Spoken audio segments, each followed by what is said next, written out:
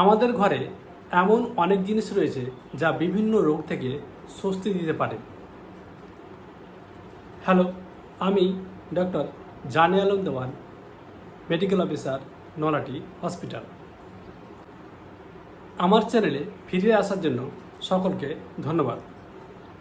আপনার ঘরে থাকা আদা এবং লবঙ্গ কাশি এবং অ্যাজমাকে স্বস্তি দিতে পারে।